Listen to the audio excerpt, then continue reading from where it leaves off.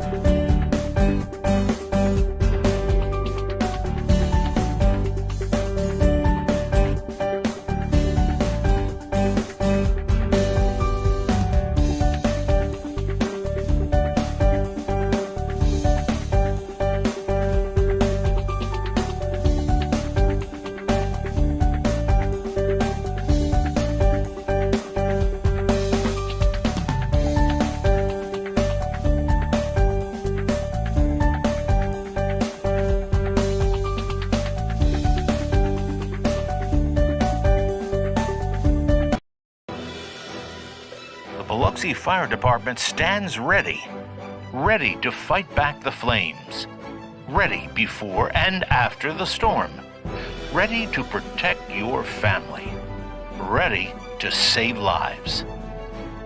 If you are ready to join our team, we are ready to talk with you.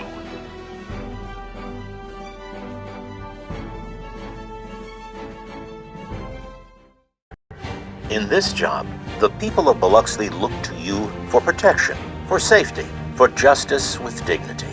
In this job, there is no room for mistakes, no time for hesitation, and no space for personal bias. This job demands the very best from every member of our team, with the latest technology, equipment, training, and support.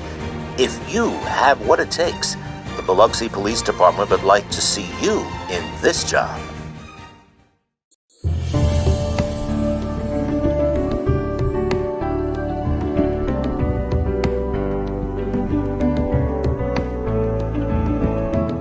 This is our new Fire Station 7. It's a battalion-sized fire station. It's larger than a regular fire station. And it has a few other features that the other fire stations doesn't, including our classroom and EOC that we'll use for daily class room work, and also during the event of storms, we'll be able to house our emergency operations center here as well. We also have a training tower that we will use for training. It has a lot of capabilities, and we'll show you a lot of that. I think this is a little over 13,000 square feet. It's a big facility, but it's needed north of the bay. We haven't had that type of facility north of the bay. Everything has had to come from south of the bay when we have incidents, large incidents. So this will allow us to put needed equipment north of the bay where it can respond quicker and in a more efficient manner. This will be the day room. This is where we'll have a TV, we'll have chairs and couches and recliners. The guys can relax there and watch TV. This little nook over here will be a computer station where they can work on the computer to do classroom work or homework or reports, things like that. And around the corner over here is the kitchen. It's a commercial style kitchen because of the amount of people that'll be stationed out here. We feel like we need a larger kitchen. and I think it'll work out real good. It's going to be a nice addition for this station. So this is a typical bedroom. The whole hallway is all bedrooms and bathrooms. It has 3 lockers for their personal items. It'll have a bed, a TV, and that's about it. You know, these rooms they're kind of small, but they're just designed for the guys to sleep and you know, get a little downtime when they need to. So got 3 showers, just like, and a handicap shower, bathroom and shower.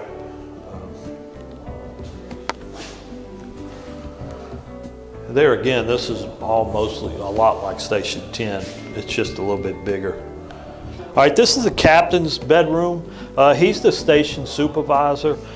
His bedroom's a little bit larger in that they still have the lockers and the bed there, but they'll have a desk area here, a workspace here, where they can do their reports and meet with firefighters and things like that. So it's a little bit larger than the typical bedroom. This bedroom is a little bit larger, like I say, too, but it'll have bunk beds in it, and it'll be mainly used for when we have to house extra firefighters here.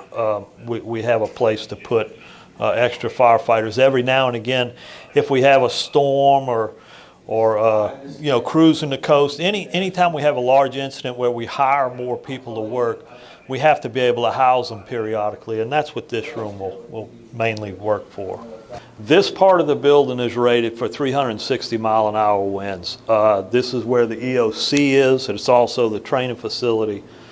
But we wanted it to be hardened to FEMA standards so we could use it as an EOC. And so that's why we've done that. Not that the rest of the building is any less strong, but there was particular attention paid to this one. In case we have a tornado or hurricane, this is a place where the guys can come and shelter in place during a storm, as well as the people working Emergency Operations Center. This room is a battalion chief's room. It's an office and a bedroom. We can go in and look at it, but it's there is a battalion chief on. There's 2 battalion chiefs on duty each day. Each battalion chief is responsible for 5 stations. This battalion chief is responsible for all 5 stations north of the bay here. This is our Emergency Operations Center / classroom. Day to day, we'll use it for classroom work. And in the event of storms or, you know, hurricanes, tornadoes, anything, natural disasters or even man-made disasters, we have the capability to turn this into an emergency operations center rather quickly. If you see all the ports in the floor here, that allows us to put computer connections, have readily accessed computer connections for laptops and things. Across the top of the walls here, the upper walls, there'll be TVs, and they'll be designed to be able to watch different channels, like the Weather Channel and things during hurricanes. We can have closed circuit TV with Harrison County Emergency Operations Center, so we'll have good communications with them. We will have a computerized, looks like a TV, but it's called a Mondo Pad, a very large screen system right here. It is a computer, but it looks like a TV, and that will be used as a training aid as well as a emergency operations center resource as well. So we're very proud of this room. It's, you know, in over 130-year history of the fire department, we've never had a dedicated classroom to train in. This is state-of-the-art, as I'm told, and this will allow us to train our new firefighters when they're going through their firefighter training classes. That's an 8-week course, but additionally, before that, we have a 6-week course that they have to go through. Every firefighter is trained to be an emergency medical technician, an EMT.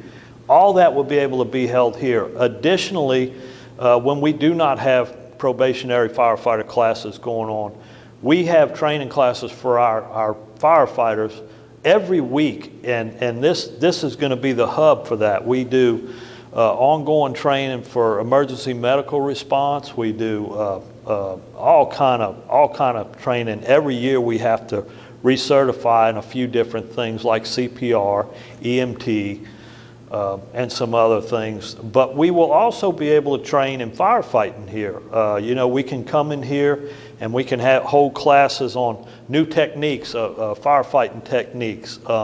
And then what's the beauty about it is we can go right outside these doors and put it to use, put it to practical use and see how it works. So that's going to be very big for the Biloxi Fire Department. We're very excited about that. Right outside the training classroom, this is our training tower. It's made out of Connex boxes. It's a pretty unique system. You know, we could have chosen to have a site-built training tower, but this was much more efficient. The cost was a lot cheaper, and we get the same amount of training ability. This tower will be able to allow us to train in high-angle rescue, that meaning rope rescue, as well as ladder truck rescue, using ladder trucks, training how to rescue off of buildings. It teaches how to do confined space rescue. There's an area in there where you can simulate going down in a manhole and bringing somebody out in a confined space area. We have mazes in there that can be moved around in different ways. We can smoke the building up. We can have actual fire in there to heat the building up, to train firefighters how to search for victims in different scenarios. We can also do high-rise training. We can hook our trucks up to the standpipes there and supply water up to upper floors. We can simulate that. We can simulate going up and down stairs, you know, in high rises, and how to deploy hoses and how to rescue people downstairs. So there's just a myriad of things that we can use this building for, as well as research. We can get some of the newest equipment. If we're looking to use a different type of nozzle, we can get them nozzles, a couple of them nozzles, bring them here, test them, put them through, you know, our tests, what we want to see them do, and see how they react to that. So, and that's just one instance. We can do it with air packs, you know, turnout gear, anything that we feel like we want to upgrade to. We can get new equipment, bring it here, and test it and see how it works for us. So it's going to be a great addition for us as well. And so this is the engine bay, or the pumper hall as some people call it. This is where the apparatus will be staged. This is the largest engine bay that we have in the Biloxi Fire Department. It's a little bit larger than say Station 1 because we have the ability to store some equipment here as well that needs to be stored inside. It's really going to be nice. It's state of the art. It has a system where, you know, carcinogens and truck exhaust is a big issue. In this building, it was designed and built to be positive pressure. In other words, there will always be the ability, the building will always be flushing the exhaust out of the engine bay. There's louvers, and then in the cupola up here there are big louvers. There's a fan, a large fan, a very large fan that will come on, and it has the ability to detect CO, carbon monoxide, and when it gets to a level that's not acceptable, the fan will come on automatically and exhaust that CO out of the building. This room over here is our gear storage, gear locker. It's got a bunch of lockers in it to keep the turnout gear away from the exhaust, engine exhaust. Sunlight is a big damage control, a big issue with turnout gear, sunlight. So we'd have no windows in there. The exhaust cannot get in there. It's sealed up, so the exhaust can't get in there. So that's a new thing that we've started with Station 10. So next we'll have the room. It's our maintenance room where we have the capability to fill air bottles when we go out on. You see us wearing our air packs, and we have special compressors that allow us. That allow us to fill our air bottles that we wear. They're not oxygen; they're air bottles. So we have that. We have extractors, washers and dryers. These are commercial type washers and dryers designed and built specifically for fire departments to remove the carcinogens and the debris and stuff off of our turnout gear after we go to a fire, so it's clean for us to use again. This is a service we used to have to send off to do. Now we have them at this station and Station 1 downtown. So we're slowly getting that capability to provide this level of protection to our firefighters, and we're very excited about it. The next room is the workout room. It's a large workout room, but there again, it's designed to be used when we have training classes going on here with new recruits and stuff. We teach them the proper techniques for doing workout regiments and things like that. So that's all part of this station. We try to put it all together. And then just our maintenance room there where we'll keep, we have all of our electrical panels and everything like that. So that's pretty much it, except for the front porch. I don't know if you've seen the front porch, but it's a beautiful beautiful front porch. It has the capability for the guys to have outdoor kitchen there. They have water, hot, cold running water, gas line for barbecue grills and stuff, and just kind of like a downtime area for them guys. They'll be able to put some chairs out there and watch the traffic go by, because as this is a busy road, and but as you can see by the construction around here, this is going to be a busy station, and it already is. So we're excited about getting this station online for a number of reasons, not just to be able to provide a better service to the community, but also provide a better ability for our department to train and be able to respond more professionally to the service, to the community. On January 11th, we will have a grand opening here. We invite the public to please come and see this. We will have hamburgers, hot dogs, cold drinks, cake, and Jack will even be here. Jack the fire dog will even be here. And it will allow the opportunity of residents, not just in this area, but all over the city. Please come and see this. It's really impressive to see. It's a lot bigger than it looks here, and we are excited about it, and we want the public to be just as excited about it. So please come out to the grand opening. It'll be a ribbon cutting at 10 o'clock on January the 11th right here at Station 7.